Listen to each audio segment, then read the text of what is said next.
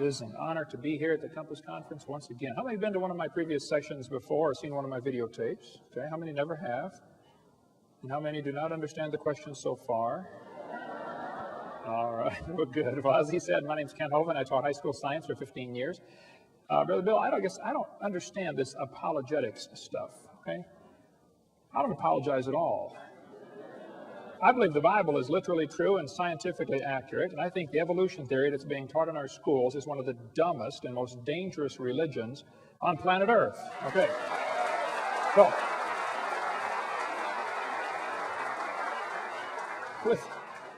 with that said, let's get started. This is not my wife. That's just a picture of her.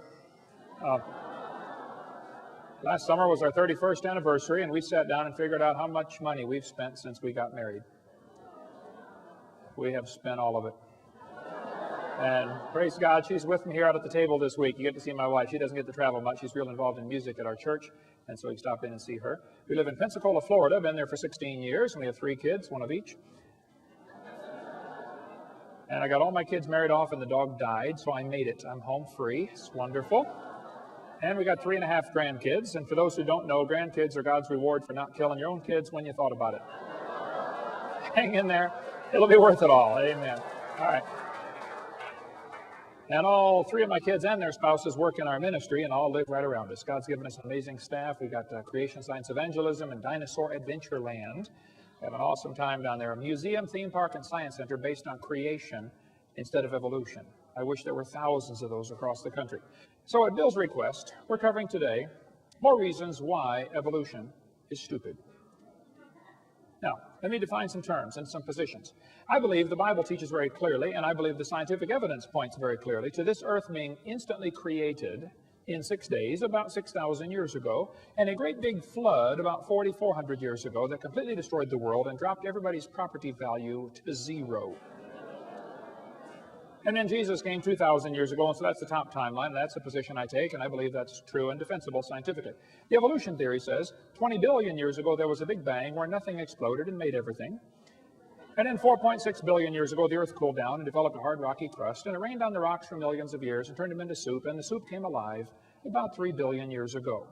And that first life form found somebody to marry, that's a good trick of course, and something to eat, and slowly evolved into everything we see today. I think the evolution theory is not defensible scientifically. Let's define some more terms here. Stupid. Lacking normal intelligence. Foolish. Silly. A stupid idea. Now, I was taught by my mommy, don't use the word stupid, okay? So when Bill said, preach on why evolution is stupid, I said, that's going to be easy to do, but it's going to be hard because it's been entrained in me since I was a little bitty. You know, you don't use that word. So I don't want to belittle anybody who believes in evolution here today, and I'm sure there are quite a few, that's fine.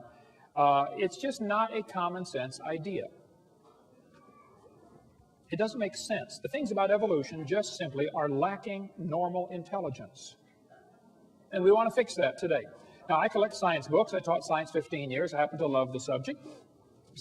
Richard Dawkins said, it's absolutely safe to say, if you meet someone who claims not to believe in evolution, that person is ignorant, stupid, or insane, or wicked. Folks, there is a battle going on, okay? Whether you realize it or not, whether you understand it or not, there's a war going on in our culture. And there are 2 basic sides.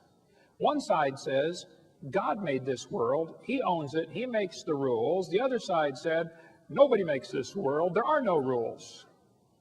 And it's a real war going on, and I'm right smack in the middle of it and helping to stir it up occasionally. Okay, so let's define some more terms here. The word evolution has at least 6 different meanings. First, we'd have to have cosmic evolution, the origin of time, space, matter, the Big Bang, okay? Secondly, we'd have to have chemical evolution.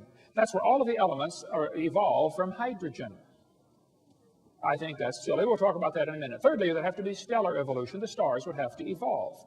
Cosmic evolution, chemical evolution, and stellar evolution. There's a lot of stars out there.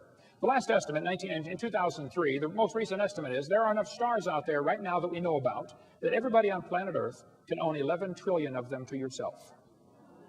Those are the ones we know about. We don't know about the ones that we don't know about. Fourthly, there's going to have to be organic evolution. Somewhere, somehow, life has to get started from non-living material. Okay. Fifthly, there'd have to be macroevolution, where an animal changes into a different kind of animal. And lastly, microevolution. I object to the term, but they use it. So I believe in number 6. That happens. I think variations happen within the kinds, but the first 5 are purely religious. I think, quite frankly, they're stupid. Okay, let's cover them here. Look at each of the first 5. Textbook says 18 to 20 billion years ago, all the matter in the universe was concentrated into one very dense, very hot region that may have been much smaller than a period on this page. That's stupid. And then there was a big bang where this little tiny dot exploded. That's stupid, okay? They don't tell you where the time came from, where the space came from, where the matter came from, where the energy came from. They just assume all of that is inherent in this little bitty dot, which came from nothing. Who's ever seen a big bang create order? Big bangs don't create order. That's stupid. Big bangs create big messes. The Humanist Manifesto says humanists regard the universe as self-existing and not created. Well, the second law of thermodynamics tells us everything is falling apart. If you leave something alone for a while, it's going to rot, rust, die, break down, or fall apart. Nothing gets better by itself. So to say that the universe is self-existing is stupid, okay? That violates the second law of thermodynamics. Evolutionists say, well, yeah, you can add energy, though, and overcome the second law. And they say the Earth is an open system. It receives energy from the sun. I understand. But the universe is a closed system, by definition.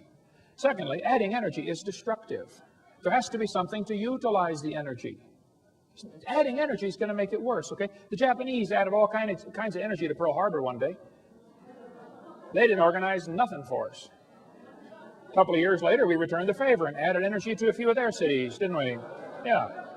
Adding energy is destructive. So the sun's energy is going to destroy the roof on your house. It'll destroy your entire house. The sun's energy will destroy the roof on your car. It'll destroy the paint job on your car. Adding energy is not the solution. You have to have intelligently directed and harnessed energy. So to say that you can overcome the second law by adding energy is stupid. It's just not that simple.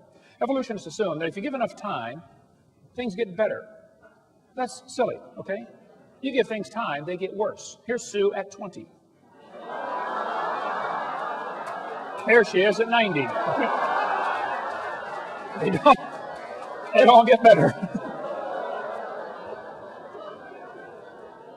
Textbook says nothing really means nothing.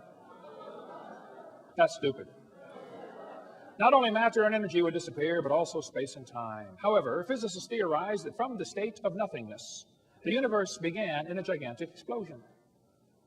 Yes, boys and girls, you see, one day, nothing exploded. And here we are. There's no kind way to say it, okay? That's stupid. That's lacking normal intelligence, all right? Here's Discover magazine a couple years ago. Where did everything come from? Boys and girls, the universe burst into something from absolutely nothing. Zero, nada. As it got bigger, it became filled with even more stuff that came from absolutely nowhere. That's real stupid. Yeah. The observable universe could have evolved from an infinitesimal region, this guy said. It's then tempting to go one step further and speculate that the entire universe evolved from literally nothing. It all came from a dot. That's stupid. I'm sorry, it just is, okay? So the Bible says, in the beginning, which is a reference to time, which, by the way, has 3 dimensions, past, present, future, a trinity, and you can't escape time. God created the heaven, that's space, which has 3 dimensions, length, width, height. You can't escape space. Where can you be where you're not in space or in time? You can't escape them. It permeates everything. And God created the earth. You know, matter comes in 3 dimensions, solid, liquid, gas. We have a trinity of trinities in 10 words. In the beginning, God created the heaven and the earth. Time, space, matter. All 3 have to come into existence at the same instant. If you had matter but had no space, where would you put it? If you had matter but had no time, when would you put it? You have to have all 3 simultaneously. People say, what did God do for millions of years before the creation? Well, your question assumes that God is stuck in time, space, matter. We are the ones stuck in time, space, matter. He's not stuck in those. See, if God was limited by time, he's not God. This is not 2004 in heaven. There is no time in heaven. And before the creation, there was no time. So once upon a time, there was a time when there was no time. Think about that one. Anyway. So when the textbook says nothing really means nothing, that's stupid, okay? It's just not common sense. None of these things can create themselves. Time, space, and matter cannot create themselves. They have to have an outside force, like an all-wise, all-powerful, almighty, infinite God, to create those things. Then the textbook says this little tiny dot was spinning. It spun faster and faster. Yes, boys and girls, and one day it exploded. Big bang. Well, if you take a merry-go-round, put some kids on there, get the merry-go-round going clockwise as fast as it'll go, the kids go through distinct phases. In phase one, they're screaming at the football players, come on, let's go, faster, faster. You get up around, 30 miles an hour. They go to phase two, where they stop screaming. Then you get going faster, and you get around 60 miles an hour, they start screaming again. But now they're screaming, stop, stop, please, slow down. When you get up around 100 miles an hour, you enter phase four, where the kids begin to fly off the merry-go-round. Now, when the kid flies off, you notice something interesting. As the kid is flying off the merry-go-round, if the merry-go-round is going clockwise, the kid, even after he leaves, is spinning clockwise until he encounters resistance, like a tree or telephone pole. That's because of a law known as the conservation of angular momentum. A spinning object that breaks apart will send all the fragments off spinning in the same direction. And people say, well, what if they collide? They can't collide. The longer you wait, the further apart they get. It's like spokes on a wheel. They're getting farther apart. If a hand grenade explodes, can the fragments ever hit each other out in the field someplace? No, it doesn't happen, okay? Conservation of angular momentum says spinning objects break apart and the fragments fly the same direction, spin the same direction. So when they tell you that it all came from a spinning dot, it's silly. It violates common sense laws. 2 planets, Venus and Uranus, are spinning backwards. 8 of the 91 known moons are spinning backwards. 3 planets have moons going both directions at the same time. Some whole galaxies are spinning backwards. CNN, goofy galaxy spins wrong direction. The Big Bang Theory is stupid, okay? In the beginning, God created the heaven and the earth. So when they tell you it spun faster and faster and one day it exploded, that's simply stupid, okay? That's not the way it happened. So we have cosmic evolution, which I think is silly. Then we have, the textbook says, as the earth formed, the surface was hot and there were large pools of bubbling lava. Was the earth ever a hot molten mass like the textbook says? The Bible says the Spirit of God moved on the face of the waters. The Bible says God created it cold, not hot. See, everything about the evolution theory is backwards to the Bible. Don't try to compromise those two, okay? Like trying to ride 2 horses going different directions, same time, okay? Robert Gentry's got a great book on the radio polonium halos. Gentry's a brilliant man. I think he's spoken at the conference, hasn't he? I've spoken with him at a couple conferences. I don't know if it was stealing the mind or not, but brilliant man, lives near Knoxville, Tennessee. He's done lots of study on the granites around the world. The granites all contain these radiopolonium halos, which have an extremely short half-life, proving they were never a hot molten mass. But these radiopolonium halos tell us absolutely positively the Earth was never a hot molten mass. And if you melt granite and let it cool back down, it doesn't form into granite again.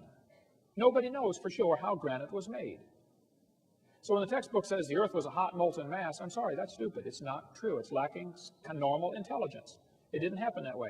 Secondly, we'd have to have chemical evolution. All the elements forming from hydrogen, they think it all came from a big bang. Atoms of hydrogen in the proto-sun were fused together to form helium. Okay, I'll agree that can happen. But it's stupid to think that's going to form all the elements. They say, well, yeah, you can fuse and get, hydrogen fuses to helium. I agree. And you can't fuse past iron, though. It won't go past iron. How do you telling me you got uranium from hydrogen? I'd like to see that, please. It's lacking normal intelligence. It just doesn't happen. Chemically, it's not possible. Thirdly, there'd have to be what's called stellar evolution. The stars would have to evolve. The Bible says God made the stars. Plain and simple, that's just what it says. Textbook says 18 to 20 billion years ago was the Big Bang, which caused the formation of galaxies. Well, we got a real serious problem here. Big Bang theory says nothing got together and exploded while it was spinning and formed all these galaxies. Well, problems are multitude for this theory, okay? Some think the Big Bang theory made nice, neat, orderly galaxies. That's stupid, okay? These galaxies are really incredibly designed. Even at the galaxy level, there's design in the universe, all the way down to the molecular level. We see a star blow up about every 30 years. A star explodes. It's called a nova or a supernova. If the universe is billions of years old, why are there less than 300 supernova rings ever discovered? That's only a few thousand years worth. I mean, if a star is blowing up every 30 years, there ought to be millions of these supernova rings if the universe were millions of years old. Don't tell me it's millions of years old. I don't believe you. That's just not common sense. They say, well, yeah, new stars are forming. They say, this textbook says, new stars are constantly being born in clouds of gas and dust. First of all, that's not ever observed, okay? silent embarrassment of modern astrophysics is we do not know how even a single one of these stars managed to form. You can't get dust and squeeze it together and make a star. There are common sense laws that overcome that, like Boyle's gas law. You try to squeeze the gas together, the pressure builds up and it drives it back apart. Nobody ever sees gases form into solids by their own internal gravitational force. So if stars evolve, star births should at least equal star deaths. And we're seeing one die every 30 years, and we're never seeing one form. One guy said, oh, we're seeing a star form right now in Crab Nebula. I said, no, you're not. He said, yeah, we are. I said, no, you're seeing a spot getting brighter.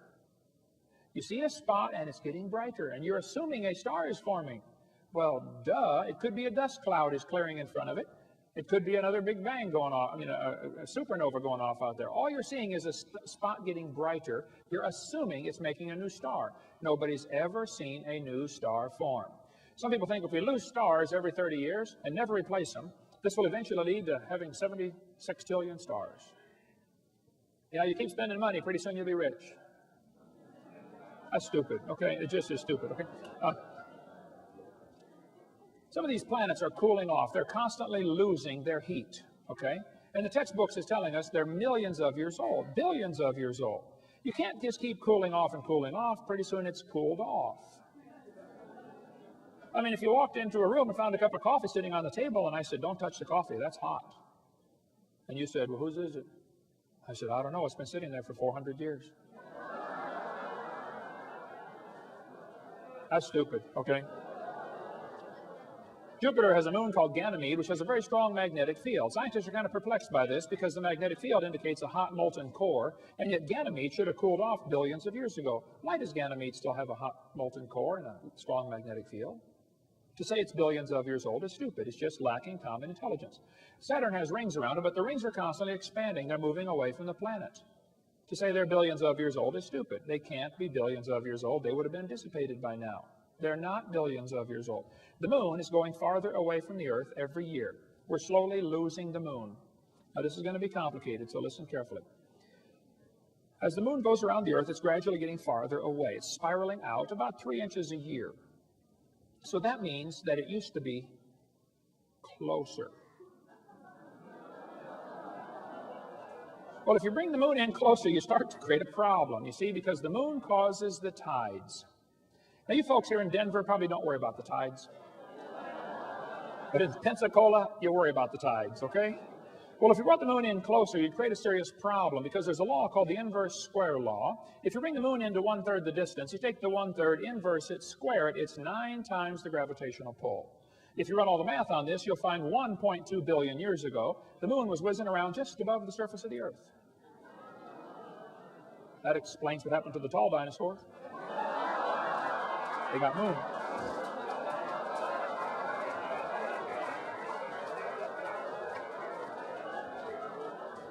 So, to teach us the moon is billions of years old while it's constantly moving away, and nobody knows of any factors that would reverse that situation, that's just stupid, okay? It can't be true.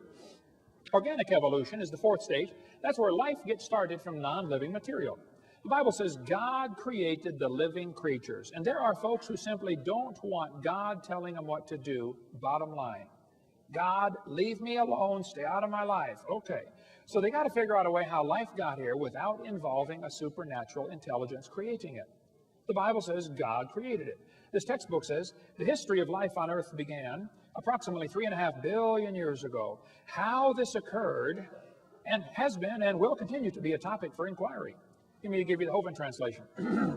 It's okay to inquire how life evolved. It is not okay to inquire whether it evolved.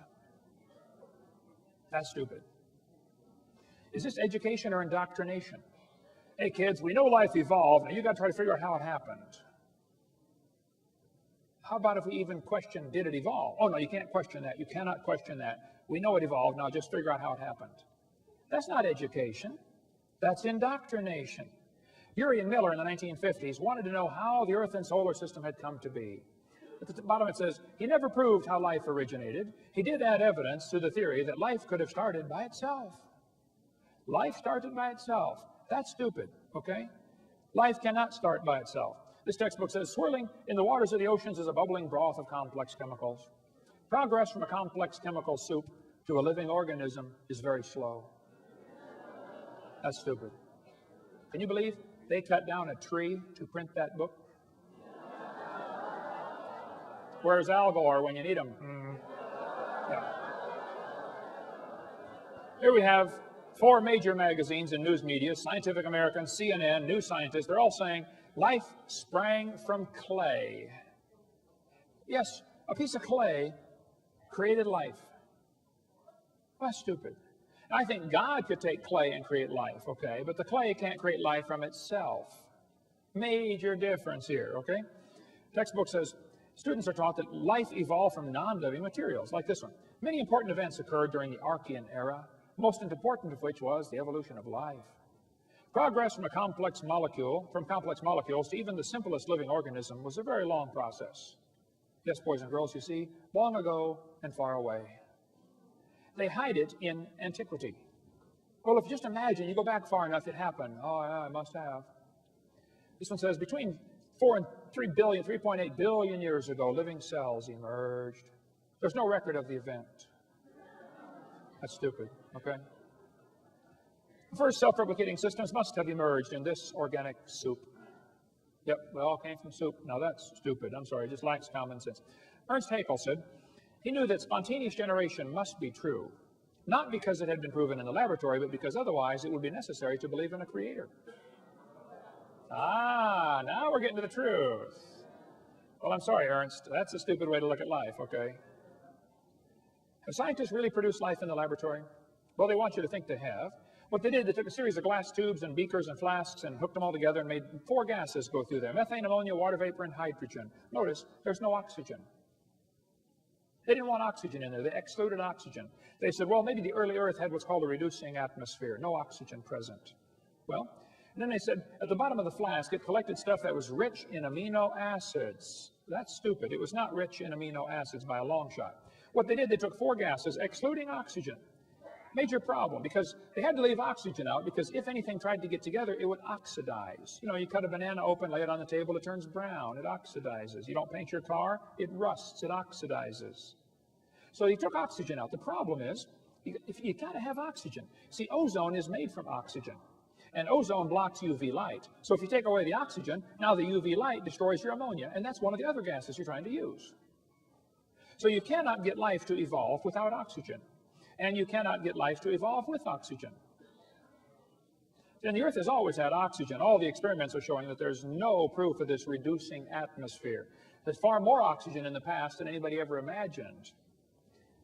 We find in general no evidence that the Earth had an oxygen-free atmosphere. That's what all the scientific experiments have shown. So life cannot evolve with oxygen. Life cannot evolve without oxygen. And yet they're teaching us life evolved from non-living matter. I'm sorry, that's just stupid. It had to be designed, created by a really smart designer. This textbook says there was 0% oxygen on the Earth, but the rocks absorbed it. That's stupid. They filtered out the product in this experiment. Miller and Urey, in their experiments, had the stuff going through this series of tubes. And when it got to the bottom, they drained it off because they didn't want it to go through the electric spark chamber again, because the spark would tear it apart. They said it's like 100,000 times more likely to destroy it than it was to create it. So they had to protect the goo that they created at the bottom. That's not realistic for nature. I mean, if they're saying life evolved in some warm little pond from lightning strikes, that's just not common sense. Because the lightning strike's 100,000 times more likely to tear it apart than it is to put it together. Go check out your little pond after lightning strikes. See how many frogs are surviving. Yeah. What he actually made was 85% tar, 13% carboxylic acid. Now, both of those are toxic to life. He made 2% amino acids, and only 2 of the amino acids were made. There are 20 different amino acids. It's like making 2 letters of the alphabet accidentally by dropping toothpicks and saying, wow, look at this. Nobody writes books. Here's how they're formed. Duh.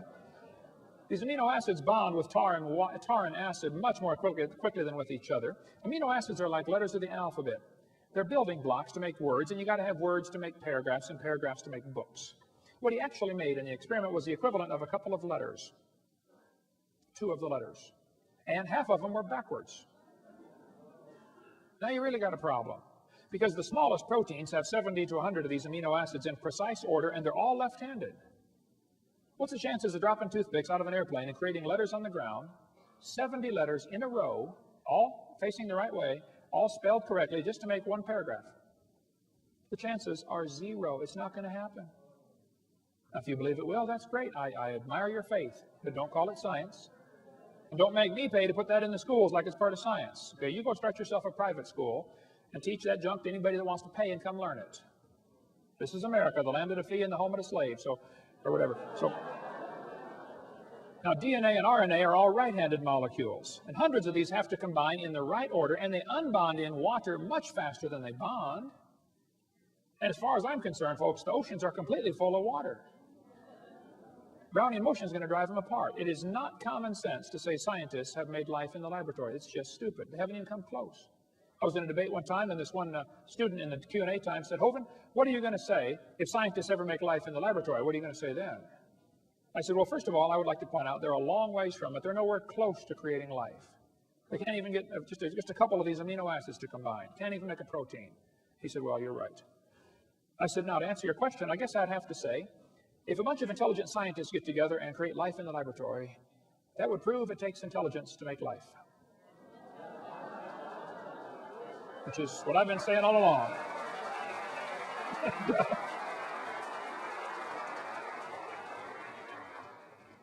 Life came from rocks. That's just stupid. It's not common sense, okay? Macroevolution tells us it can change from one kind of animal into another. Textbook says, yes, boys and girls, bacteria slowly evolved to humans. This one says, all the animals have a common ancestor, early reptile. That's just stupid, okay? Nobody's ever seen a dog produce a non-dog, all right? Even Mary Leakey said those trees of life with their branches of our ancestors is a lot of nonsense. Stephen Gould at Harvard University said, the evolutionary trees that adorn our textbooks are not the evidence of fossils. We don't have any proof of these trees at all. They make it up. They say the mammals and the birds and the crocodiles have a common ancestor. Everything inside that circle is just pure religious speculation. They're guessing. Nobody's ever seen a dog produce a non-dog. You may get a big dog or a little dog, but you get a dog every time. This Irish textbook calls it divergent evolution. Oh, come on, look at it. You got 5 dogs coming from a wolf.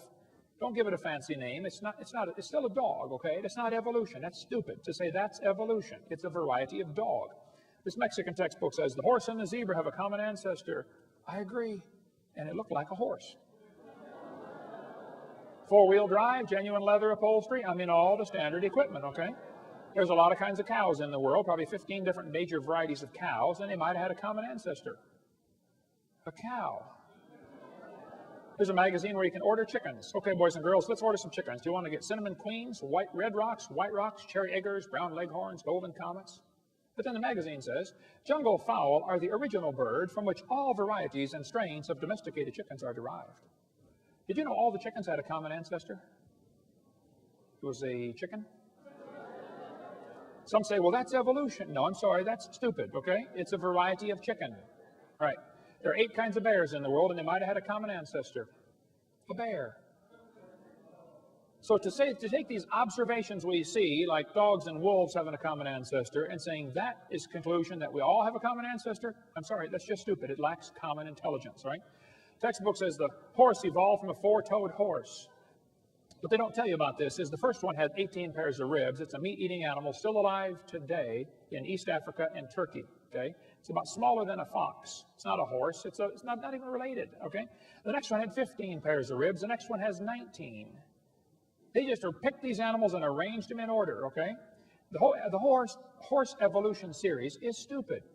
It's never observed today. There's a huge variety of horses today. We've got big horses and little horses right now. And the horse evolution series was proven wrong in 1950. Even G.G. Simpson, who believed very strongly in evolution, says, look, folks, it's not true. It's wrong. Take this out of the textbooks. It never happened in nature. But they still keep this in the textbooks. And they know it hasn't held up to examination, but they don't have any replacement evidence. Othniel Marsh made up this entire horse evolution idea in 1874. He made it up.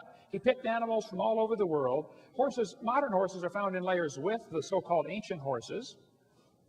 The ancient horse, the Hyracotherum, is not even a horse. It's just like a hyrax, still alive today in Turkey and East Africa. The ribs, we can go all day about the difference between horses and the hyrax, okay? Tulsa Zoo finally took down their display because 2,000 people signed a petition saying, get this lie out of our zoo. They took it down for 6 months and then put it back up when nobody was watching. Peabody Museum still has the horse evolution on display. Now, it's only been proven wrong for 55 years. I know it takes a while to get displays up to date in your museum.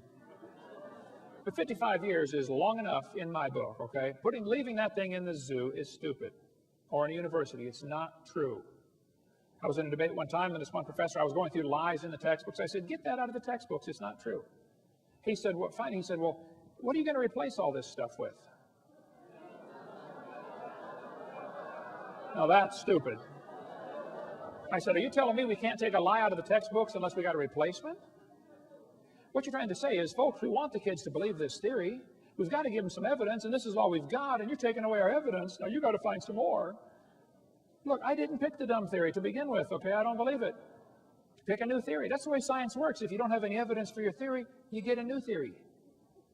The problem is, all the evidence for evolution has been proven wrong, but they don't want to take it out because there's no replacement.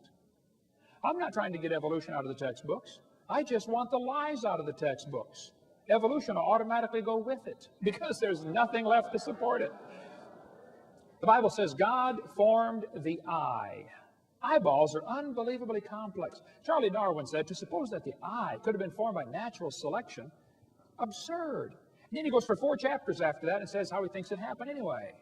The back of your eyeball is 1 square inch, called the retina. It contains 137 million light-sensitive cells, all wired to the brain.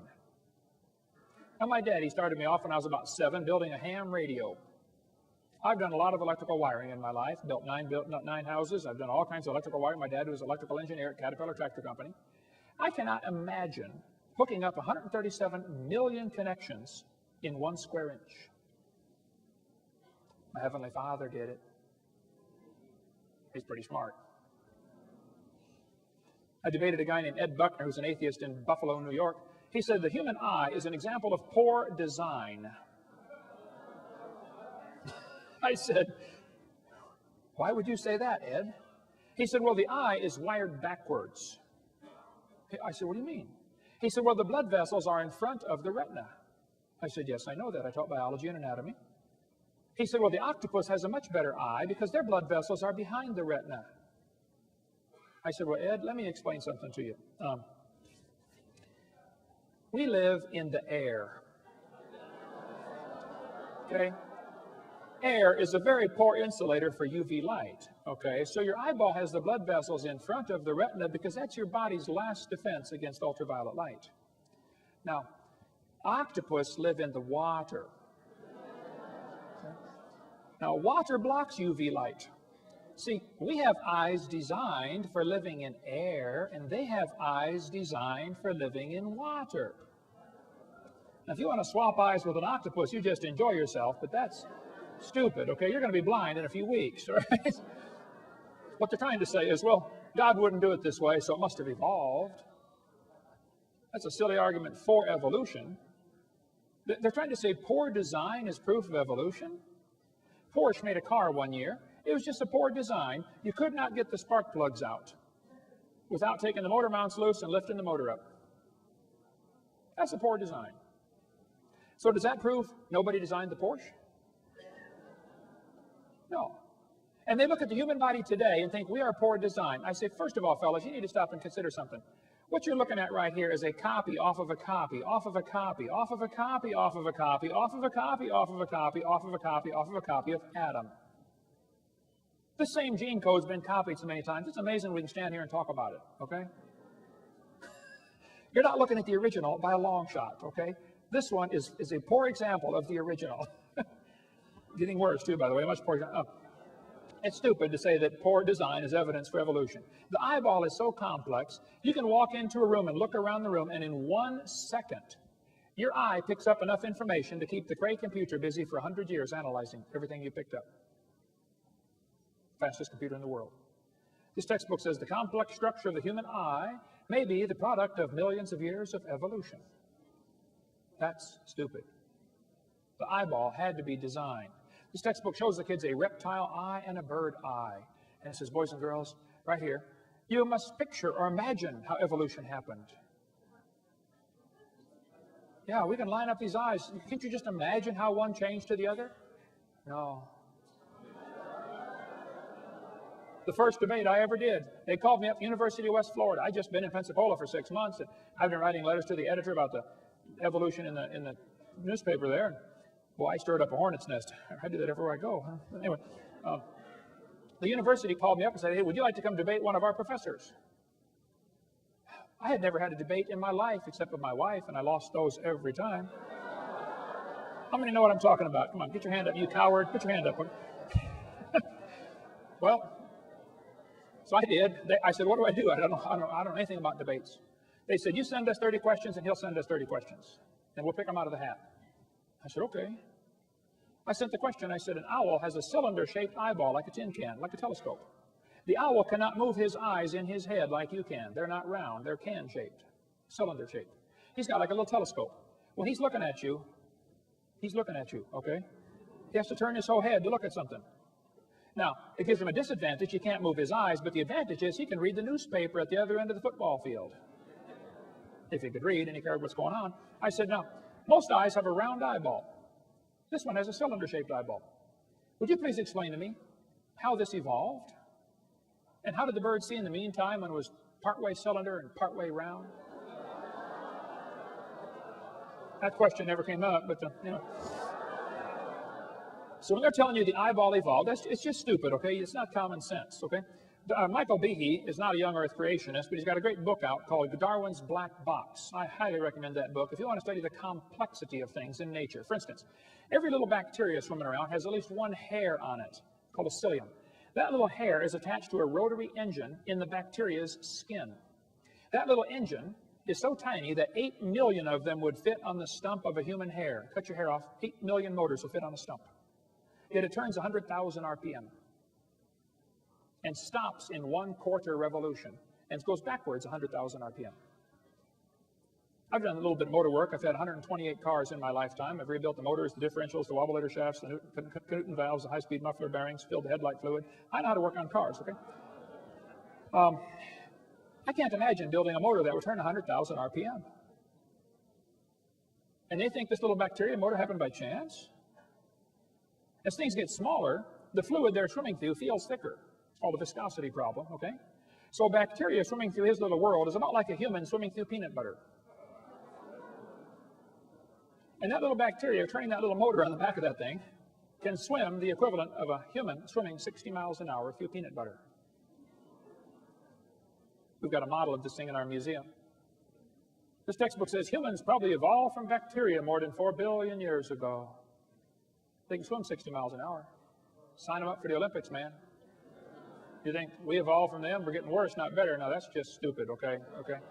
There's no kind way to say that. They say fossils prove evolution. I say, guys, you got to be kidding. Fossils prove evolution? No fossil counts for evidence for evolution. None. Fossil record? There is no fossil record. There are a bunch of bones in the dirt. Now, you're putting your interpretation on them, okay? It's not a record.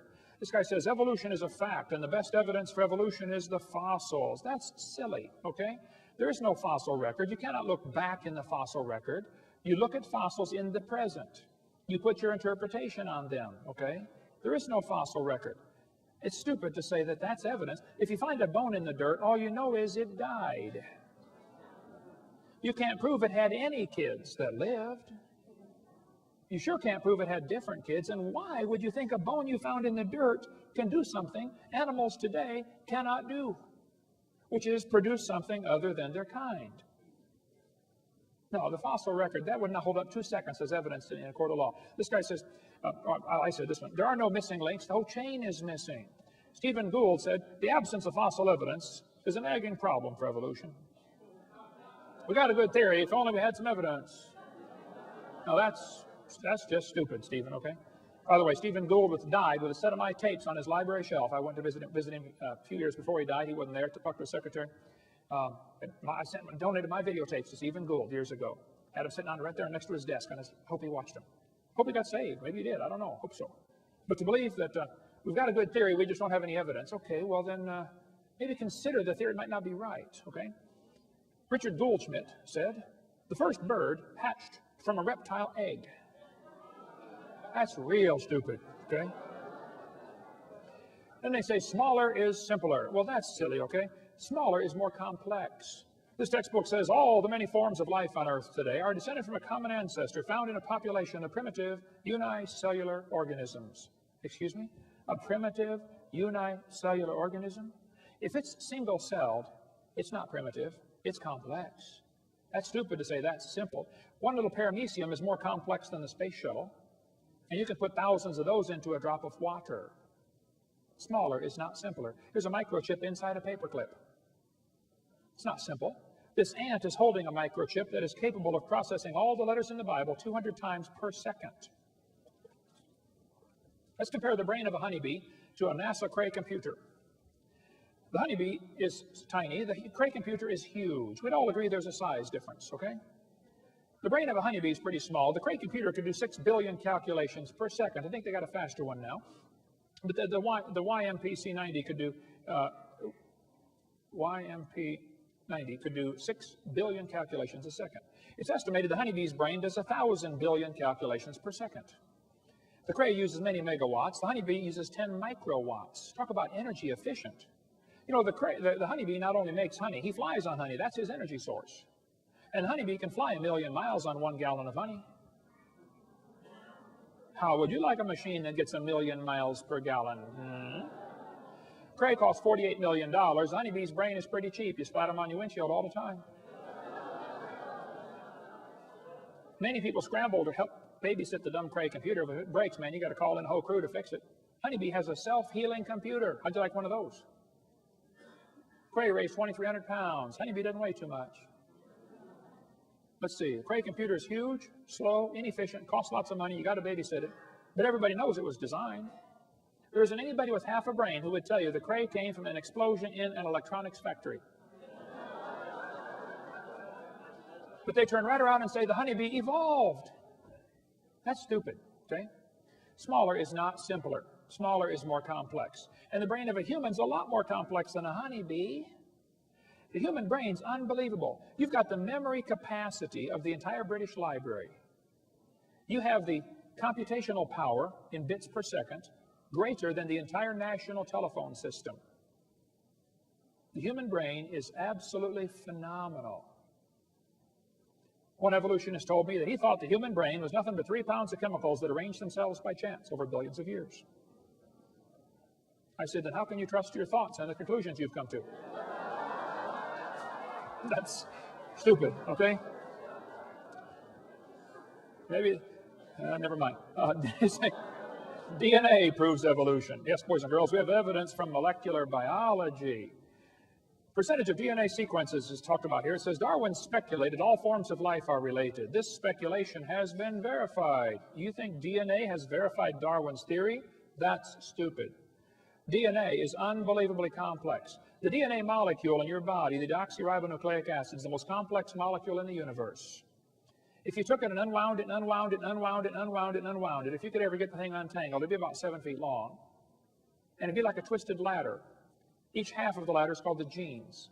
That thing splits all the way down the middle, recombines when you make a new baby, and it gets all back together, and winds itself all back up. Unbelievably complex. The average person has 50 trillion cells in their body. The DNA from all, if your entire body's DNA would only fill 2 tablespoons, but if you tied them all together, it would reach from Earth to the moon and back. 5 million round trips out of 2 tablespoons. If you typed out the code found in your DNA, when you got done typing that incredibly complex code, you'd have enough books to fill Grand Canyon 40 times. You think that happened by chance? Well, the probability of just one DNA coming by chance is 1 in 10 to the 119,000th power, which is a big number when you consider the entire visible universe is 10 to the 28th inches in diameter. DNA happened by chance? I'm sorry, that's stupid. Now, you might not like the idea of there being a creator because that means you might have to answer to that creator someday. Okay, well, I can't help you then. I did a debate at Embry-Riddle University a couple months ago, 3 against 1, 3 professors against me. That was a slaughter. Those poor guys, I felt so sorry for them.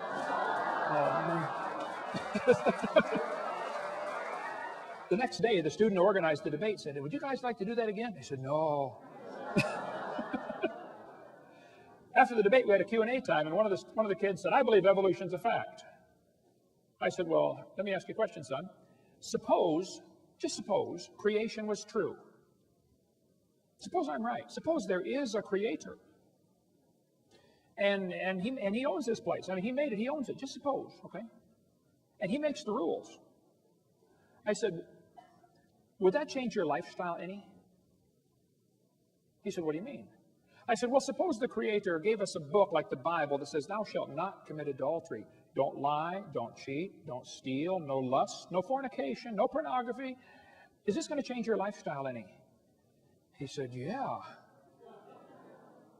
I said, well, then tell me, have you accepted the evolution theory because you really have some evidence? Or because you like the freedom from God? He said, well, I've accepted it because I'm horny. I said, thank you, son. You may sit down. Folks, there is no scientific reason to reject the Bible. There is no scientific reason to accept the evolution theory. None. Now, you might have a reason to accept the evolution theory because of your lifestyle. Well, then I can't help you. Okay? But let me tell you, God created the heaven and the earth. God's going to come back and be the judge of this world one of these days. And if you haven't trusted Jesus Christ, His Son, to forgive you of your sins, you're in serious trouble. You're going to stand before God in trouble. You say, well, I'm a pretty good person. Oh, yeah? You ever lied? How many have ever told a lie? Put your hand up. You're doing another one. Okay. Bible says, 10 Commandments, thou shalt not steal. How many ever stole something? Come on, you already told me you're a liar. Put your hand up, okay? Well, that's just 2. We already know we're all a bunch of lying thieves, okay? You think, people say, well, God's going to judge my good works against my bad. Who on earth told you that? Go to the judge and say, Judge, I only murdered 1 person. Look at all the people I didn't murder. Surely my good works outweigh my bad. You better think that one through. And God will say, okay, I won't send you to hell for your good works. I'll send you there for the bad ones. How about it? What if you died today? We're going to cover in the next session a bunch more reasons why evolution is stupid, and it is. But I think Satan is using this theory to blind people, to give them a placebo. Oh, I've got an answer to life. I know how we got here, and God didn't do it. It's absolutely a stupid idea. And Satan's laughing at you for believing in it. And I got probably, as Bill said, he wanted 100 more reasons why evolution is stupid. I started going through that thinking, I don't think I can trim it down to 100. There are thousands of reasons why it's stupid. It just lacks normal intelligence. You know, it's common sense to look at something, when you find something designed, if I find a cell phone in the dirt, it's logical to say, somebody must have designed this. I don't have to see the designer. It's just logical, there must have been a designer, period, okay? When you're walking through the woods and you find a painting hanging on the tree, it's just logical to say, you know, somebody painted it, even if you can't have any evidence of who did it. The painting is proof of the painter. The creation is proof of the creator. And if you're here today and you're not saved, the Bible says you're going to hell. You say, I don't believe in hell. You can go to hell without believing in it. That won't affect God at all. If you're not saved, that's why we do this. Our ministry is called Creation Science Evangelism. We stand without apology. The Bible's true. And we want to use the evidence for science and creation to evangelize. If you're here and you're not saved, I want to talk to you. I'm not going to call you stupid to your face. Evolution is a stupid idea. Now, if you believe it, wise up, okay? Quit believing that stuff. We'll be glad to show you how to get saved after the meeting. Thank you so much. It's an honor to be back here again, teaching on more reasons why evolution is stupid. We probably could do a series, Bill, of 20 hours on this topic. But we only got 1 more hour, so we'll get done as quick as we can here. Why evolution is stupid. We left off in the last session talking about DNA, deoxyribonucleic acid, the most complex molecule in the universe. To say that formed by chance is just plain stupid. But let's suppose it did. Chromosomes are the most complex molecule there is, and penicillin only have 2 of these chromosomes, these DNA strands.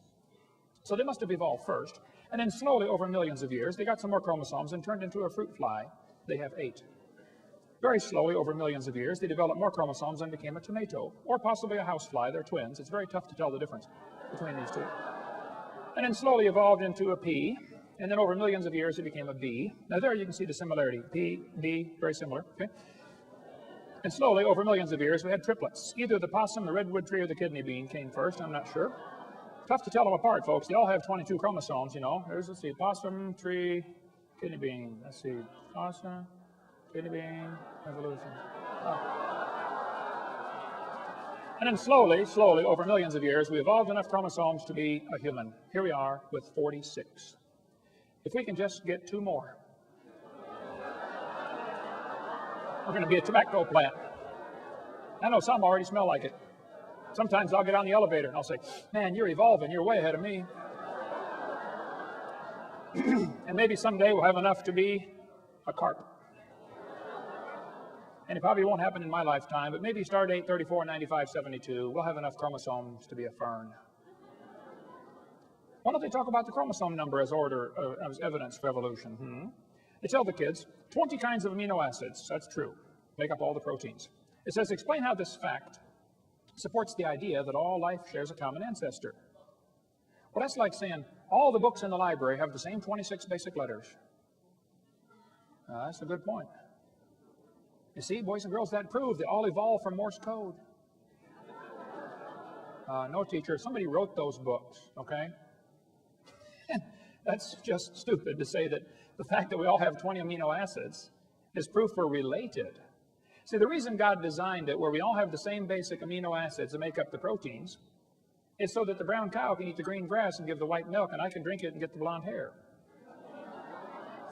See, if we didn't have all the same basic building blocks, we could only eat each other. Think about it. Well, let's talk about evolution. I believe the hamster evolved first. They only live about 2 years. And then slowly, this is based on longevity now, slowly evolved into a cat and then a canary. They're very similar. You can see the lifespan. And then a dog and a chimpanzee. They're slow. This is the real order of evolution. The humans are near the top. Turtles actually live slightly longer than humans, so they're probably the most evolved species on Earth. Or maybe we should arrange animals in order based upon their top speed. The peregrine falcon is the most evolved animal in the world. Below that's the cheetah, then the antelope, the coyote, the ostrich, all the way down to the garden snail, 0.03 miles an hour in high gear.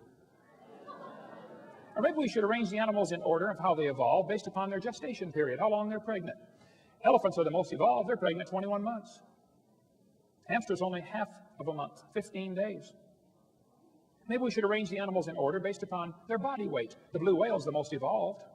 The shrew at 1/4 ounce, the least evolved animal. I mean, they just make up these charts to say how we evolved. They say the humans and the orangutans are 96% similar in their DNA. And that proves a common ancestor 15 million years ago. Well, now hold on a minute. Barney Maddox was the leading genome researcher on the DNA project. He said, folks, the difference between the human and his nearest relative, the chimpanzee, is at least 1.6%. He said that doesn't sound like much, but calculated out that's a gap of 48 million nucleotides, and a change of only 3 nucleotides is fatal to an animal. There is no possibility of change. They used to think we were 98.4% similar. They've now discovered it's actually 5% difference. So there are hundreds of millions of differences between humans and chimpanzees. His nearest relative, the chimpanzee, that's stupid, okay? Now, some of my ancestors swung by their necks, no question, but none of them swung by their tails, okay? Now, arranging animals in some kind of fictitious order doesn't prove anything. All they're doing is doing this on paper. Even if they find them in order, it wouldn't prove anything. I mean, if I get buried on top of a hamster, does that prove he's my grandpa? Even order of burial wouldn't prove anything. But I've been doing research on the evolution of the fork. I've put together fragmentary evidence for a long time. I believe over millions of years, probably the spoons evolved. It's quite obvious. You can see the difference there. And I believe the knife evolved to the spoon and then slowly became a 4-tine fork. And if you break one off, it's a threek.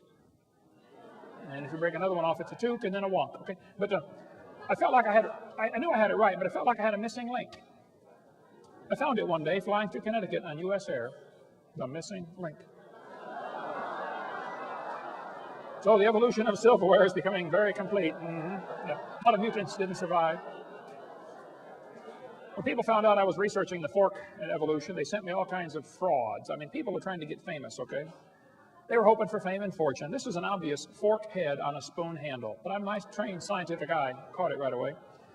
That was a fraud. Of course, a lot of variations of races appeared along the way. Look, you can turn a cat to a cop to a dot to a dog, changing one letter at a time. You can play around with this for a while and turn yourself into a fool if you're not careful. Yeah. Now they tell the kids dinosaurs turned to birds. The Bible says the birds were made on the 5th day, Reptiles made on the 6th day. You know, everything about the evolution theory is backwards to the Bible. Every single thing is backwards. The Bible says man brought death into the world. Evolution says death brought man into the world. The Bible says God created man. Evolution says man created God. It could not be more opposite. This guy says, scientists, dinosaurs are alive as birds, scientist says. Oh, wow, scientist says. Well, that's proof of something, isn't it? That's stupid, okay? Dinosaurs are not alive as birds, okay? The textbook says birds are the descendants of dinosaurs. Yeah, all you got to do is put a few feathers on him and give him a shove, man. It's not that hard. Man. They say Archaeopteryx is proof of evolution. Archaeopteryx is the missing link. Yes, boys and girls, there it is, the missing link. Archaeopteryx is a bird. A 100% bird, a perching bird. Now, textbook says bird feathers evolved from scales that protected the dinosaurs. You think feathers evolved from scales? That's stupid, okay? Feathers are incredibly complex. Scales are folds in the skin. They just attach to the skin differently. They develop from different genes on the chromosome. They're both made out of keratin, and that's where the similarity stops. Feathers did not evolve from scales. There's no similarity at all. I like to show this to evolutionists. This is, as far as I know, the world's largest rock group. And I'll say now, guys, do you think there's any chance that George Washington's face could have appeared on the rock, you know, just by chance? Do you think the wind could have done that with abrasion or exfoliation or thermal expansion of the rock or erosion? I mean, what caused his face to appear on the rock? They'll say, well, that was designed by a guy named Borglum, and he built it. I say, right. Now I'll say, guys, do you think that George Washington himself, the real person, happened by chance? I say, oh, yeah. I say, wait a minute. You don't think his face could appear on a rock by chance, but you do think his entire complex anatomy, with 50 trillion cells and probably 20 redundant interlocking systems, happened by chance. Are you dumb in any other area? Had to be designed, man. We tell the kids in the textbooks, plants adapted to their environment. Yes, gills are an adaptation to living in water. Oh, why don't they use the word designed? And by the way, how did the fish live before they adapted the gills? Oh, well, you see, for millions of years, they all died. None of them lived. Oh. That's stupid, okay? Gills are not an adaptation to living in water. They're designed for living in water. But they don't want to use the word design, because then some kid's going to say, who's the designer? They don't want to deal with that question. They somehow think, all you got to do is get the molecules together and add energy, and you can make life. Oh, let's try that. Let's put a frog in a blender and turn it on. In a matter of seconds, you will have frog nog. You will have all of the molecules required to make a frog in one place. Right? Now you can put it on puree, you can nuke it, microwave it, zap it, hook jumper cables to it. I don't care what you do to it. How long? You can add all the energy you want. How long will it take to reassemble the frog? It's not going to happen, okay? Putting molecules together and adding energy does not create life. That's stupid, okay? It has to be designed. They say homology proves evolution. I don't think so. Yes, boys and girls, one of the evidence is homologous structures. They'll say, you've got 2 bones in your wrist, the radius and the ulna. Yeah, look at this. The dolphin has 2 bones in his flipper. Wow. It says right here in the textbook, these homologous structures provide evidence that these animals evolved from a common ancestor. They do this in all the textbooks all over the country, all over the world, actually. Yes, boys and girls, this is comparative anatomy. Comparative anatomy provides further evidence of evolution. The commonalities suggest that these and other vertebrate animals are all related. They probably evolved from a common ancestor. That's stupid. They probably have a common designer. You know, the same guy designed them all. Not a common ancestor. Then they say we've got evidence from development. Yes, boys and girls, the human embryo, as it grows in the mother, has gill slits, they say. Darwin considered this the best evidence in favor of his theory, made up by a guy named Ernst Haeckel, who called it the biogenetic law. Their phrase back then was ontogeny recapitulates phylogeny. In other words, the baby developing in the mother goes through the stages of evolution: fish, amphibian, reptile, mammal, farm, F-A-R-M. Well, the idea that sick mind Freud relied on was the idea that ontogeny recapitulates phylogeny. What? This textbook says, the presence of fish-like structures in embryos of different species shows these animals evolved from fish and share the basic pattern of fish development. It's as if the embryo retains a memory of its origins and copies them during its development. This is stupid. They say the baby has gills like a fish. Humans do not have gills like a fish, okay? Those little folds of skin develop into bones in the ear and glands in the throat. They never have anything to do with breathing, okay? I've seen folks that have 5 or 6 chins and they cannot breathe through any of them but the top one. Those are not gill slits. Ernst Haeckel made up that whole stupid idea in 1869. Anyway, we can skip all this. We won't have time. But you know, you can't get a high score on the SAT or ACT or college entrance exam. All of the major tests in college to enter college, you have to answer with evolutionary answers, or you score lower. Huh, interesting. I got all the 2004 tests and looked at them. They're teaching this all over the place, that the embryo has gills. It's stupid. It was proven wrong in 1875. Get it out of the books. It's not true. This textbook says the humans have an appendix that is vestigial. You don't need it anymore. That's stupid. You need your appendix. It's part of your immune system, okay? If your appendix is taken out, you're going to have a serious problem. But sometimes you have to take it out. I understand, okay? It beats dying. But the appendix is required to activate killer B cells in your immune system, just like the thyroid activates killer T cells. If you take your appendix out, you got a much better chance of getting quite a few diseases. It's not vestigial. Just because you can live without it, so what? You can live without both your legs and both your arms and both your eyes and both your ears also. Doesn't prove you don't need it. This textbook says the whale has a vestigial pelvis. Yes, boys and girls, the whales have a vestigial pelvis and leg bone that serve no purpose. Just imagine whales walking around. It's true. Well, these are the bones they're talking about right there. Just imagine the whale walking around. Almost all whales have these. You know, I have tried to imagine them walking around, and I can't. It says the whale's pelvis is evidence of its evolution from four-legged land-dwelling mammals. That's stupid. Those little bones are anchor points that special muscles attach to that allow the whales to reproduce. Without those special muscles and those special bones, you don't get any more baby whales. We've got in our museum in Florida a 15.5-foot python snake skin. If you look at the south end of that snake skin, it's got 2 little claws attached to little tiny bones that go up inside the snake's body. Come down and see it, Pensacola, Florida. Textbook says these are rudimentary hind legs of a python snake. Reduced hind legs. That's stupid. Those little claws are used in mating. Okay, the snake doesn't have any arms, all right? And he can't talk. I say, scoot over, honey. This has nothing whatsoever to do with walking on land, all right? It has to do with getting baby snakes. That's stupid, okay? Get that out of the book. Textbook says humans have a tailbone that is of no apparent use. That's stupid. I was in a debate one time and this atheist said, Hovind, I got proof for evolution. Humans have a tailbone they don't need anymore. I said, Mr. Patterson, I taught biology and anatomy. I happen to know there are 9 little muscles that attach to the tailbone, without which you cannot perform some valuable functions. I won't tell you what they all are, but trust me, you need those muscles. I said, no. I said, Mr. Patterson, if you believe the tailbone is vestigial, I, Kent Hovind, will pay to have yours removed. Bend over.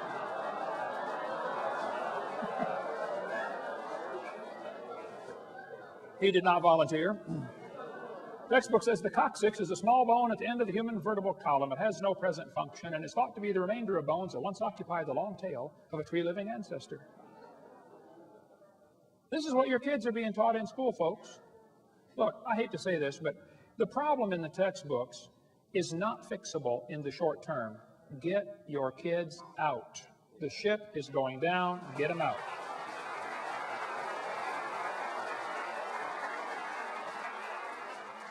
The tailbone is not, you say, I can't afford it. Well, sell the car and get a bike, okay? Sell the house and get a tent, okay? But get them out. Okay. Tailbone is not vestigial. This one says the Colorado River, over millions of years, the Colorado River carved the Grand Canyon from solid rock. Colorado River cut through layer upon layer of rock over millions of years. Well, these two, you guys know what snow lines are here in Denver. The red lines indicate the snow line. There's a ridge in between those lines. The river enters on the far right and flows downhill 270 miles and comes out the other side through the Grand Canyon. If you do a schematic view, it looks like this. The river is 2,800-foot elevation when it enters the canyon. The ground goes up as high as nearly 8,000 feet, 8,500 feet above sea level. A couple things to consider about this. The top of the canyon is higher than the bottom. The river only runs through the bottom. The top is higher than where the river enters the canyon by 4,000 feet. Rivers don't flow uphill. There is no delta. Nobody knows where the mud is that washed out of there. That river did not make that canyon. Grand Canyon's a washed out spillway from a couple of big lakes. So when the textbook says the Colorado River carved it over millions of years, that's stupid. Unless they got a river that flows uphill, doesn't work. Textbook says, boys and girls, the layers of rock are different ages. This one's 70 million years old. They say the layers of rock are different ages. Now hold on a minute. All over the world, petrified trees are found standing up connecting these rock layers. If you get petrified trees standing up connecting a bunch of rock layers, I don't think it's logical to say the layers are different ages. How long does a dead tree stand up around here in Denver before it falls over? 4 or 5 years? No, these layers are not different ages. It's just not possible. That's stupid. Okay, the layers all formed during the flood in the days of Noah. All over the world are bent rock layers. It's pretty hard to bend rock like that. They say the layers are different ages, and yet they're all bent with no fracture marks in the layers. I mean, if one layer was deposited on top of another one, the bottom was going to be hard eventually before the other one. And here we are seeing these twisted, bent rock layers all over the place, and they're trying to tell us the layers are different ages. Well, maybe by a few weeks or months or minutes during a flood. But to say the layers are different ages when there are no internal fracture marks is just plain stupid. They're not different layers. They all formed in the flood in the days of Noah. They got bent while they were soft. This guy says the rocks date the fossils, but the fossils date the rocks more accurately. That's stupid. They teach us that the fossils are sorted by how they evolved. Clams are found at the bottom because clams evolved first, and birds are found at the top because birds evolved last. Well, moving water sorts things automatically by all sorts of factors, okay? Actually, maybe fossils are sorted based upon their habitat. It could be the clams are found at the bottom because they're already at the bottom when the flood starts. That's where they live.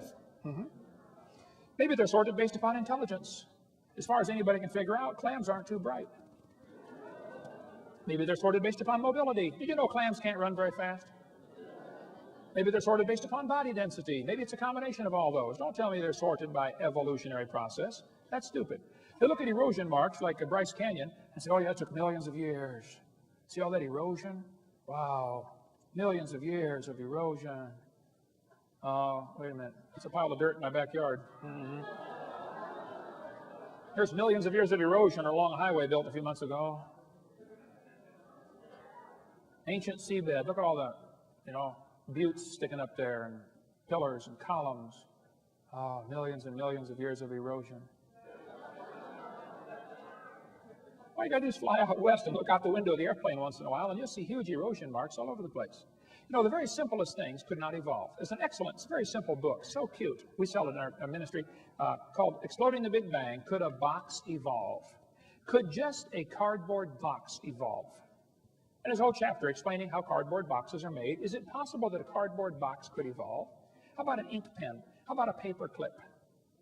Just takes some simple objects and shows how dumb it is to think that a human body could evolve. But the textbook says all the many forms of life on Earth today are descended from a common ancestor, found in a population of primitive unicellular organisms. We all evolved from a bacteria? That's stupid. The blue whale grows to 49 tons in 1 year. That's a growth rate of 330 billion times from what it started. If humans did that, you'd weigh a lot.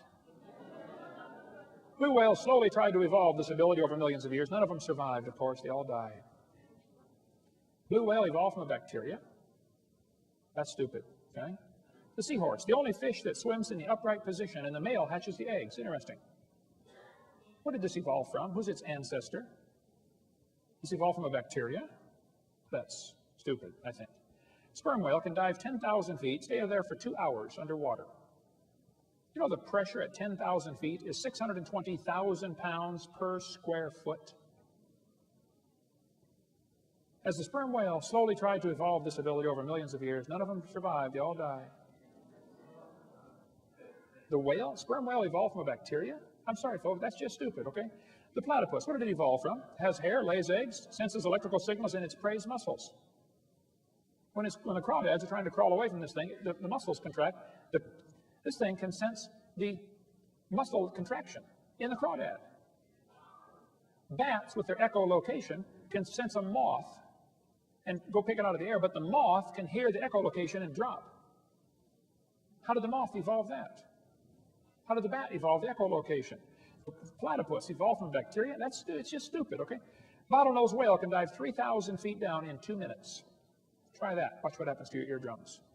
A human attempting this would have multiple medical problems and die almost instantly. This evolved from bacteria? I'm sorry, that's stupid. Rhinoceros beetle can carry 850 times its own weight. That's like me carrying 17,000 pounds. What did this evolve from? Who's its ancestor? Do you think it evolved from bacteria? I'm sorry, I think that's stupid. You can believe that if you want, but don't call it science, okay? The giraffe has a 2-foot heart that pumps blood up 10 feet. Then when it bends down to get a drink, it's got a special blood cushion to absorb the shock of all this pressure being pushed down to its brain. The giraffe is getting a drink. He hears a lion roar. He throws his head up in the air 17 feet and runs off. Go from 0 to 17 feet in about a quarter second, and you try to run off and see what happens. You take about 3 steps and fall over. Did it evolve from a bacteria? I don't think so. The woodpecker has a tongue that was in the back of his head, goes all the way around, anchors in his left nostril. No other bird has a tongue anything close to the woodpecker's tongue. What did it evolve from? Who's its ancestor? It has shock absorbers around its brain to absorb the shock. The woodpecker can peck the tree, back its head out, open its eyes, focus on the tree, close its eyes, and peck again. If it had its eyes open when it pecked, its eyeballs would pop out. It can open its eyes, focus, close them, and peck like, 40 times a second? Where did it evolve from? Well, from a bacteria. I think that's stupid, okay? The beaver, amazing animal, has its teeth that the outside is hard, the inside of the teeth are soft. Every time they chew, they wear off the inside of the teeth, which means the outside is always sharp. Self-sharpening teeth. Pretty slick. It's an engineer of amazing ability. The beaver can cut down a tree limb and swim across a river. Here he is carrying something with a heavy drag. He's swimming. He's compensating to know that he ends up in the right spot without being carried downstream by the extra drag of this branch. Now, for millions of years, they all got washed downstream and died.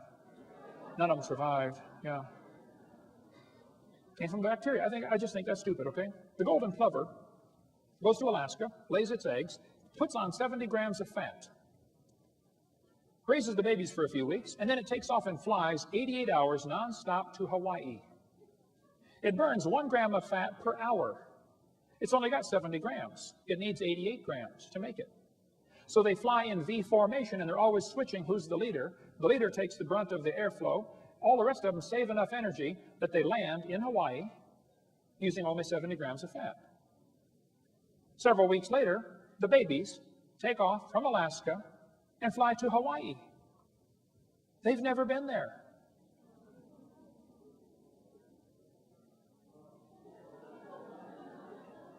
What did it evolve from? How did it make it? Evolved from a bacteria. I think that's stupid. Okay, I think it was designed. Dragonfly is the most amazing insect on the planet, I think. They have the best eyes of any insect. They have up to 30,000 eye lenses. They can see almost all directions. They can fly frontwards and backwards. They can fly 20 miles an hour. They spend a year to a year and a half, 2 years as a larva, then they develop into adults. But just study the dragonfly. It'll blow your mind. Evolved from bacteria? I think that's stupid, okay? Then they talk about carbon dating as proof for evolution. Well, when they first invented it in 1949, the lower leg of a mammoth dated 15,000 years old, but the skin was 21,000. It's not working, okay? 1963, living mollusk shells dated 2,300 years old. Still not working. 1970, they said if a carbon date supports our theories, we put it in the main text. If it does not entirely contradict them, we put it in a footnote. If it's completely out of date, we drop it. They pick the dates they want. 1971, freshly killed seal, carbon dated 1,300 years old. It's not working. 1975, one part of a mammoth is 40,000 years old, another part's 26,000. You talk about a slow birth. Well, we could spend all day on carbon dating. Living snails carbon date 27,000 years old. It just doesn't work, okay? You can go all through history, it doesn't work. This guy says, in the last 2 years, an absolute date was obtained for the Gandong beds. It has the interesting value of 300,000 years, plus or minus 300,000 years. That's stupid, okay? Not only is the theory stupid, it's dangerous. Charlie Darwin said, at some future period, not very distant as measured by centuries, the civilized races of man will almost certainly exterminate and replace the savage races throughout the world. If evolution is true, has one type of man evolved farther than the rest? Henry Fairfield Osborn said the standard average intelligence of the average adult Negro is similar to the 11-year-old youth of the species Homo sapien. You mean Negroes are not Homo sapien, Henry? That's stupid, okay? Thomas Huxley said, no rational man cognizant of the facts believes the average Negro is the equal, still less the superior of the white man. That's stupid. The Mormons teach that the Negroes don't have, they used to teach anyway, that they could not be saved. They were cursed with the curse of Cain. That's stupid. Ernst Haeckel said the mental life of savages rises little above the higher animals, especially the apes with which they are genealogically connected. Their intelligence moves within the narrowest bounds, and one can no more or no less speak of their reason than that of the more intelligent animals. These lower races, such as the Vedas or Australian Negroes, are psychologically nearer to the mammals, apes or dogs, than to civilized Europeans. We must therefore assign a totally different value to their lives. That's stupid and dangerous. But if you've seen the movie Quigley Down Under, where they called Quigley down to come shoot the Aborigines, that's exactly what was happening. They were killing Aborigines. They thought the Australian Negroes were inferior. These two folks went down there to collect skulls for museums. Article right here says, the New South Wales missionary was a horrified witness to the slaughter by mounted police of a group of dozens of Aboriginal men, women, children. 45 heads were boiled down, the best 10 skulls packed off for overseas. They killed them to get their heads for museums to show evolution. 1904, World's Fair was held in St. Louis. 2,000 primitive people were put on display to show evolution, how that the pygmy slowly evolved to the modern white man. Oda Benga was taken away from his wife and 2 kids and put in a cage with chimpanzees. He was a pygmy from Africa. He went insane and killed himself. Theodore Roosevelt thought the Indians were an inferior species because he thought they hadn't evolved as far. You won't understand what happened to the Indians until you realize what happened with the evolution theory teaching this stuff, that some of the races are more important than others. Roosevelt said, I wish the wrong people could be prevented entirely from breeding. He thought the Indians, the immigrants from Europe, Scotland, Ireland, or the Orient were a threat to American society because they were inferior. How many of you have ancestors from one of those places? See, you're inferior. Yeah. 1871, Congress scrapped all treaties with the Indians because they thought, they're just animals that hadn't evolved as far. You've got to read about the Trail of Tears. Of course, evolution came out way before 1859 with Darwin's book. Darwin just made it popular. It's stupid to teach that Indians or anybody else is inferior.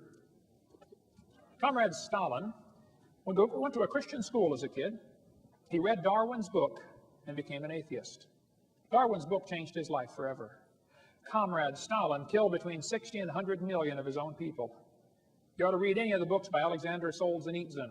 Somebody gave me one once. Said, well, Hovind, you got to read this book, The Gulag Archipelago. I said, man, this thing's 900 pages. They said, well, just read the first 5. I said, okay. 3 days later, I finally got to go to bed. I said, man, that was an awesome book. I couldn't put it down. It's stupid to say that somebody's inferior because of their skin color or something else. During World War II, the Germans overran Poland from one side, the Russians overran them from the other side. They captured all the Polish officers and executed them. The Russians finally admitted this, that 14,700 Polish officers were executed at one forest. They put hoods over their head and shot them in the back of the head because they thought they were Poles, they were inferior. That's stupid and dangerous. Pol Pot, the leader of Cambodia, the Khmer Rouge, killed a third of his entire population because he thought he was trying to speed up the process of evolution. That's stupid. Read about the killing fields or Khmer Rouge, what happened over there. When Mao Zedong took over China, they killed 60 million people when he took over China. He wanted to speed up the evolution process. It's stupid, folks. Adolf Hitler's mind was captivated by evolutionary thinking, probably since he was a boy. Evolutionary ideas lie at the basis of all that is worst in Mein Kampf. Hitler thought the Jews were criminals because they were breathing air and drinking water and eating food that belonged to the blonde-haired, blue-eyed Aryans. He said, nature does not desire the mating of weaker with stronger individuals, even less does she desire the blending of a higher with a lower race. Adolf Hitler's book, Mein Kampf, talks about racial crossing all over the place. Higher races. Who's a higher race, Adolf? Hitler thought the blonde-haired, blue-eyed Norwegians were close to pure Aryan. Did you get all that? The blonde-haired, blue-eyed Norwegian. Vår står det till idag. Ja, sure, hey there, fella, ufta. And he thought the Germans were mostly Aryan. The Mediterraneans are slightly Aryan. The Slavics are half Aryan, half ape.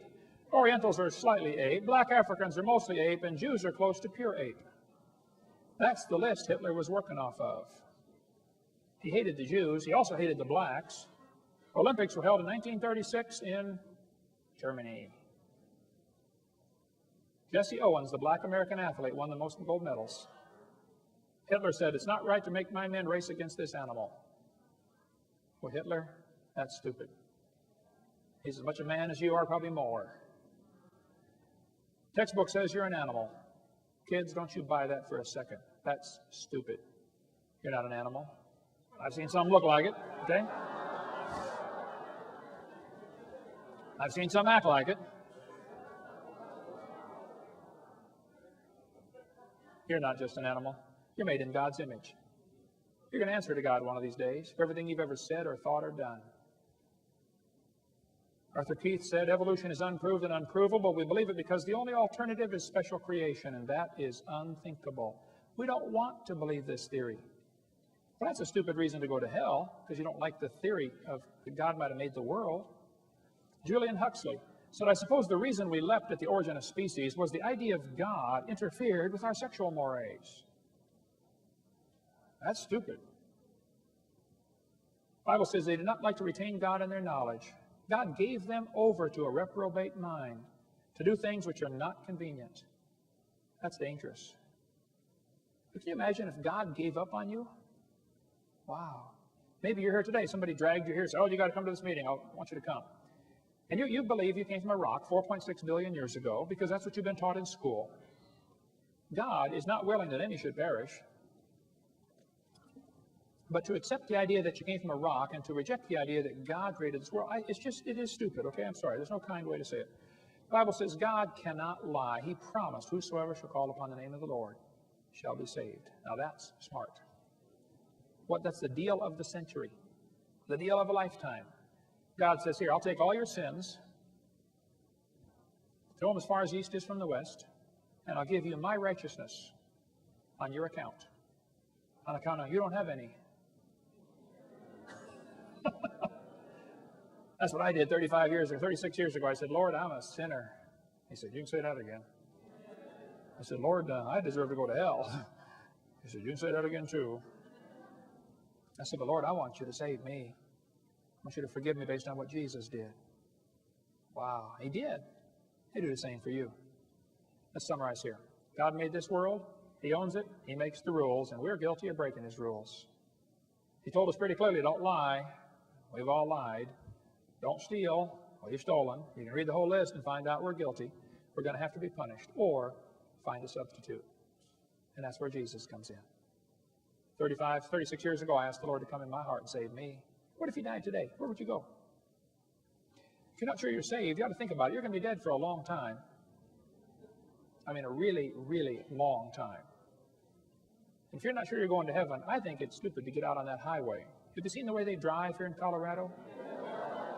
Man, you have got some rednecks moved out west here, folks. I'm telling you what. I'm going to die someday. I'm going to try to make it the last thing I do, but it's going to happen. It's going to happen to you too. All you get's that little bitty dash between two dates. My recommendation would be you take your little dash and say, Lord, you can have it. You can do something with it. What are you doing with your little dash?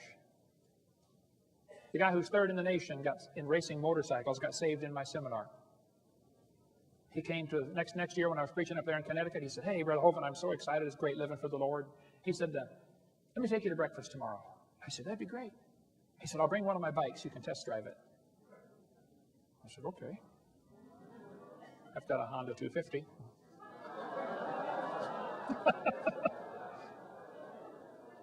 He brought his Honda 900 that had been blueprinted and stroked and bored and balanced, and I'm not sure what all they did to it. But it was not your normal Honda 900. He said, try it out, Brother Hovind. I said, okay. I took it off in first gear. Oh, just about broke my neck.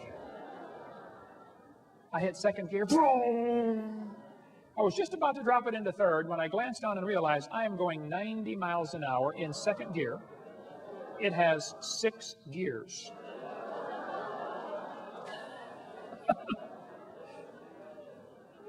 I brought it back. I was shaking like a leaf. I said, how fast does it go? He said, I don't know.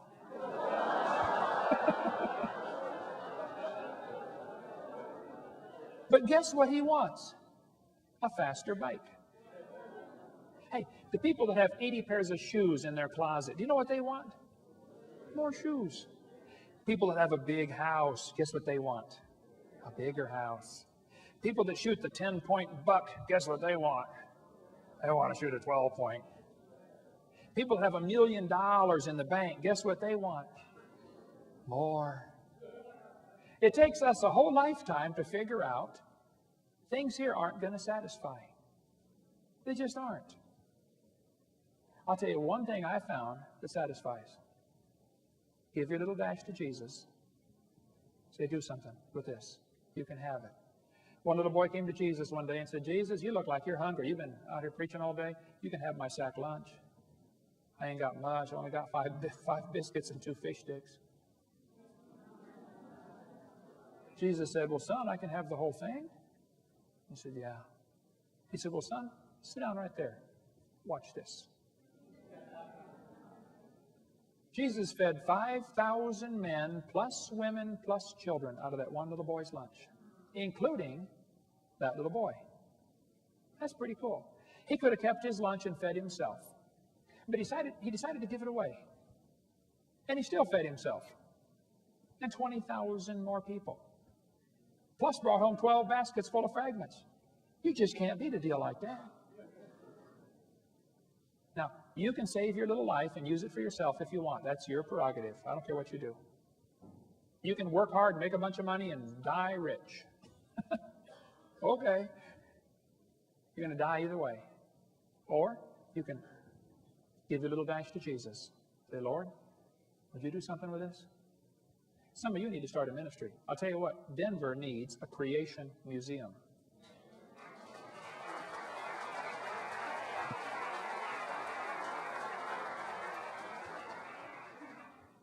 Go to visit Red Rock Amphitheater. I went up there one day and there's all these dinosaur footprints on the hillside. How many have been up there? Red Rock Amphitheater, you know the dinosaur footprints?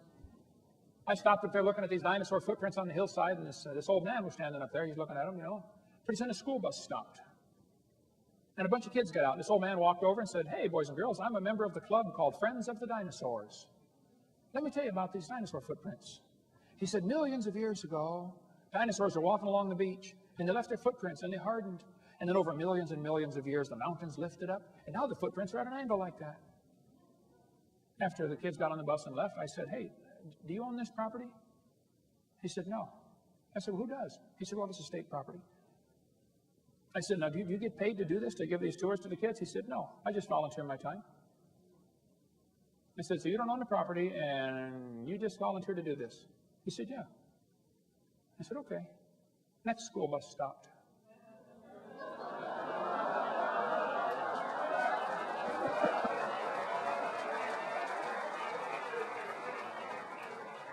I was a little younger and could run a little faster. I got there first. Hey, boys and girls, let me tell you about these footprints. About 4,400 years ago, there was a flood. The whole world was in panic. Noah had all the critters safe on the ark, but the rest of the world, it was disaster. And some dinosaurs were running, trying to get away from the flood. And these footprints got covered up with mud and preserved. And then during the last part of the flood, the Bible says in Psalm 104, the mountains arose, the valleys sank down, the water rushed off. And these mountains formed about 4,400 years ago in the flood. That guy was so angry. I thought he was going to have a heart attack. I know CPR, but I thought, you know.